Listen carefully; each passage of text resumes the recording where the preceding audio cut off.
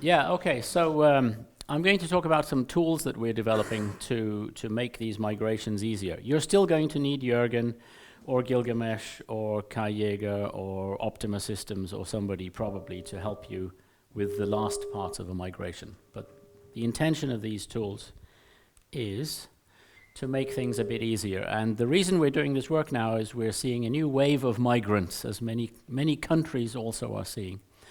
I think we've had sort of several waves. Dyadic Systems created Dyalog APL in the first place because they saw their mainframe consulting business threatened. So they thought, how do you maintain your consulting business? Well, you write your own APL interpreter, of course, for the machines of the future. Natural decision.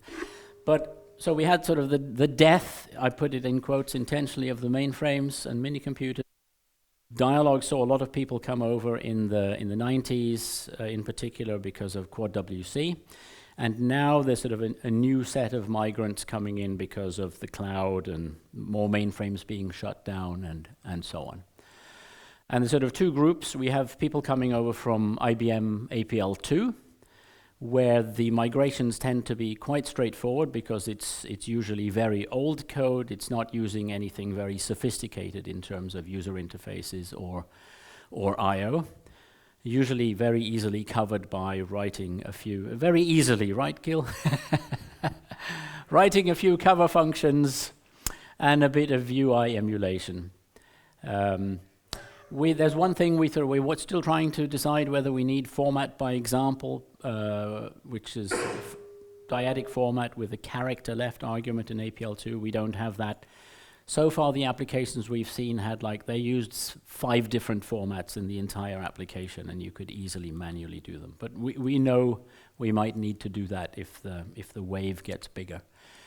So there've been a few recent APL2 migrations. There's the big one in progress, almost ready, right, Gil? Almost done.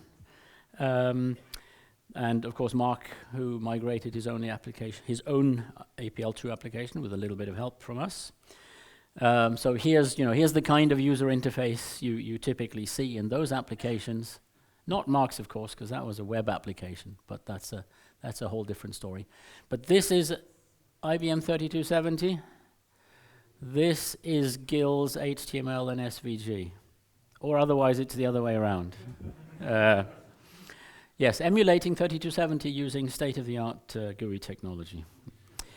And it's not terribly hard. I mean, it's hard work, but it's not rocket science.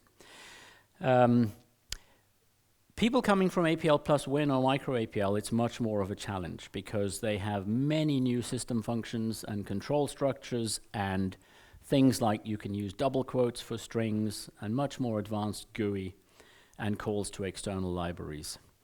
APLX, you may remember, micro APL stopped producing it in 2016. And we, in fact, developed a set of tools back then that a few people have used. There's at least one person in this room who came over from micro APL. And at that time, we created this GitHub page, Dyalog/APLX, with a catalog of differences and some emulation functions. And what we're working on now is really trying to do the same for APL+Win, which is a bigger job. And also tackling the GUI problem, which is what Karl has been working on. So again, there's some, we don't know how many boats have set sail and will arrive on our shores. There are some who have already started. We're in discussion with various other people. What we're trying to do now is create a set of tools which, when the migrants arrive, perhaps in greater numbers, maybe in 6 months or whenever, it'll be much easier for people like Jürgen to do the next round of migrations. That's the goal. And that's what I'm going to show you a bit more about here. Right, migrating APL+Win applications. So the first thing you need to do, of course, is to export the source code from your APL+Win system. Now, fortunately, Bob may remember this. Were you on the committee, Bob? This was agreed. You wrote the first APL workspace. So fortunately, a very, very long time ago, all the big APL vendors agreed on something called workspace transfer format.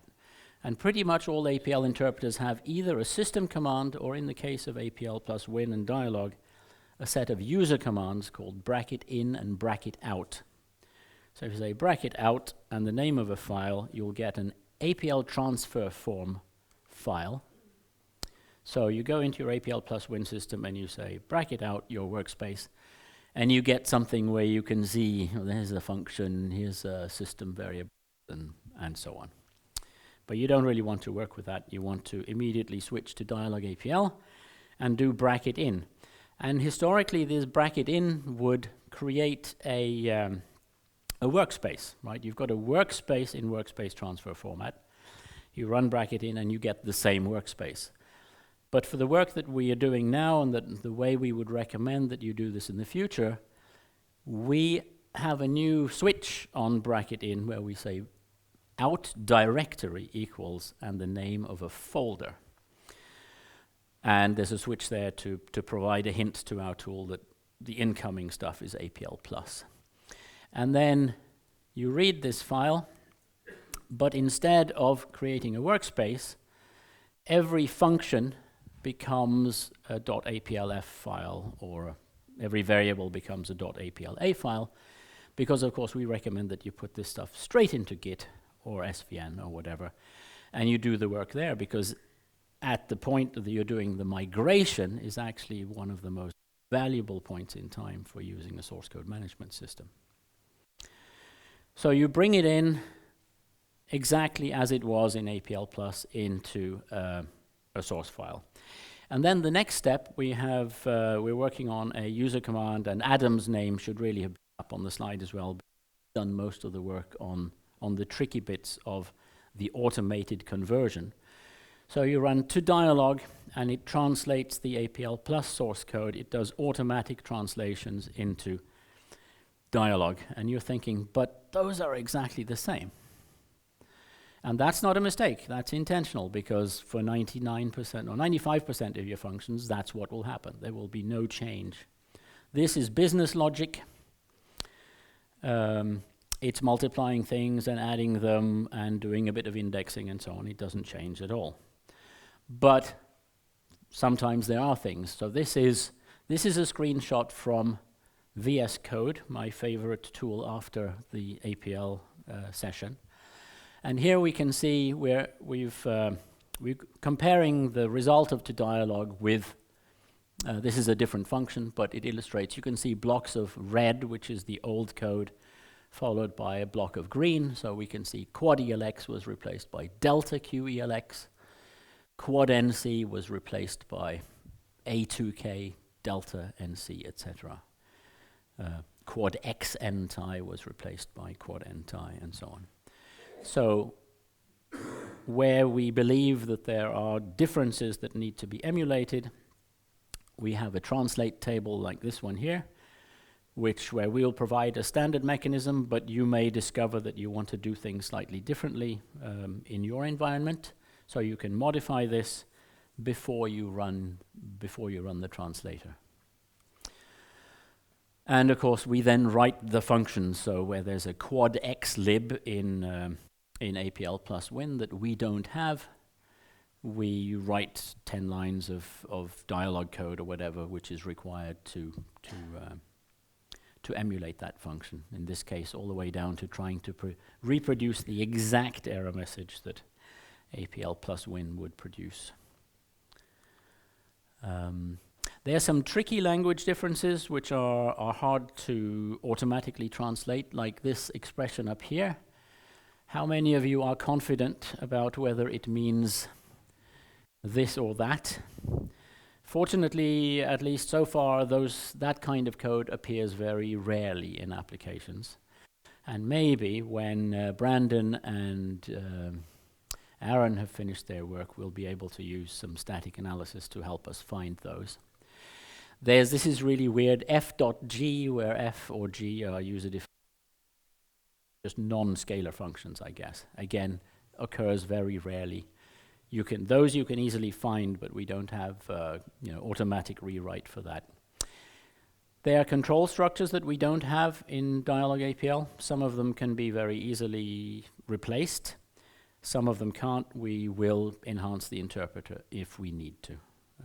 So far, we haven't decided to do that. Yes, static analysis may help when it's working. When will that be again? Eventually. There are some things where at the moment we've done something very quick and dirty. So AND reduction, you wouldn't think you needed to replace that, would you? But it turns out AND reduction on empty nested arrays will produce a different empty array in Dyalog from in APL+. And I believe, Adam, I'm not going to put my head on the block. You think that produces the same thing that APL+ would do. I'm thinking, this is where this becomes an art rather than a science. I would rather replace and reduce with a user-defined function called all than that stuff, rank 1 membership, because one of the goals of this, of course, in this case, we're doing it on, Dyalog has been contracted to do this particular migration, but we're going to hand it back to the end users, and they need to be able to maintain it afterwards. And if we've replaced all the AND reducers by that stuff, the APL+ programmers are going to go cross-eyed and run screaming out into the bushes. Whereas if we replace them with all or any, I think they'll be able to quite easily adapt to that. So that's stuff that we adjust as you go along. And if you're using this tool, you may come to a different decision about this than we had, and you can just replace the strings in that table and get a different result. And then after the automated stuff is done, which will, depending on your application, it'll be a bigger or lesser part of it. There's always going to be some manual work. For example, this is from the application we're working on at the moment. It has a copy, protection mechanism, a sentinel, where at the top of the APL+ lines, quad and A is slightly different. You can see everything has just been rearranged slightly. Right? The name has moved on to the left-hand side, and the way you declare the variables is almost the same, just not quite. But since there are only 4 lines like this, I've just manually rewritten them. If we have an application that has hundreds of these, then maybe we'll think about an automated conversion tool. I think you could write one for this. It's not hard. But so far that's manual. And then a large part of the manual work is going to be like deleting code that you don't need. Like this function here, CSV to matrix. It's just quad CSV in Dyalog APL, pretty much. But of course you have to go and find it and talk to the users and say, are you okay if we do this? JSON parse fast and JSON parse to. It's quad JSON. But yeah, this stuff is straightforward, but it's not trivial. Yeah, component files. Jürgen showed you're using the WUS engine to do the component file stuff, right? We will probably write something a bit more, a bit different. We are so fortunate that a long time ago, Insight Systems created this tool called SQAPL, which implements something called SCAR format, self-contained array format, which is supported by even IBM APL2, which didn't implement, which didn't buy SQAPL from Insight Systems back then, but David Liebtag, we published the format and he put it into APL2. So APL2 can create this binary format, which makes it very, very efficient to transfer binary data between any, between APL2, Dyalog APL, APL+Win. The data is transmitted in binary format and then tweaked if it needs to be at the other end. So we'll be creating, or we have created something which will allow the Dyalog application to continue to run on APL+ component files for as long as that is practical. Right? So you might want to have parallel operation of the original code and the new code. You might, like Marcos, have converted half of your application, but the other half is still running. So this will allow you to share the code in the APL+ format for as long as that is practical, and then you can gradually migrate them when you feel that the time has come. course, this makes use of an APL+Win runtime engine. As far as I understand, there's no problem with us creating this tool. If you want to feel safer, you may want to use your own APL+ runtime for that. Okay, and now the hard part, the GUI. Because APL+Win has a pretty comprehensive GUI that can do, I think, most of the things that Dyalog or WC can do, just differently, slightly differently. And this is what Karl has been working on, not since February, right? We started on this in April, May? Yeah. And the application that we're migrating has screens that look like this, but rather than stealing Karl's thunder, I'll step aside for a bit. So Karl's been with us since February as an APL consultant, and writing this migration tool, which just allows you to replace quad WI with delta WI, has been his main focus so far. Yes. Karl. Yeah, hi. Yeah, so as Morten says, I've been focused mainly on the delta WI, as we call it. But first I'll show you the true METSIM application, because me showing you what I've emulated might not be, I could show you anything and you wouldn't know. So this is how the application is. You have a lot of buttons, which a mining engineer would know what to do with. I have had some courses, but so I know how to navigate it, but that wasn't supposed to happen. Yeah. Just to be clear, this is the APL+ application. This is what they're shipping today, and what I'm trying to emulate. And you can draw, you can pick out the things you want over there and draw it. And you can open some demos and models where they have already given you some data and stuff like that. And these can be quite big. This is a smaller one. This is actually the one we were given as the part 1 of the migration to showcase, which we finished. So this is also why this is what I'm showing today. But what you can do is you can go into the stream. So this is like the input, what the mind is giving to the thing, and they want to. So if we change the 600 to a 500, then we can close this again, and we can click on this and calculate, and it gives us a lot of data. And we can go to the tools, and it tells us, okay, you have changed something, and the values have changed. So there's some calculations running. So now I'll have to close the METSIM, and then I'll open up the emulation. Oh, in version 20, brave man. Yeah. Yes. And yes, so it has the link, and then it comes up with and it tells us that it has actually found the license. So we are not running it in demo mode, we're actually running under the same license. And I would argue that this is pretty much the same thing. So we have some white buttons and stuff like that, but that comes down to some things. Yeah, and one of the things you will see here is that this is red compared to the yellow one we saw before. This is not an error in the emulation. It is, but it's because the default at the moment is that it is not set to calculate it. So when I have to calculate something, I have to open it up and say, turn on execution, and when it does so, it turns the right yellow way.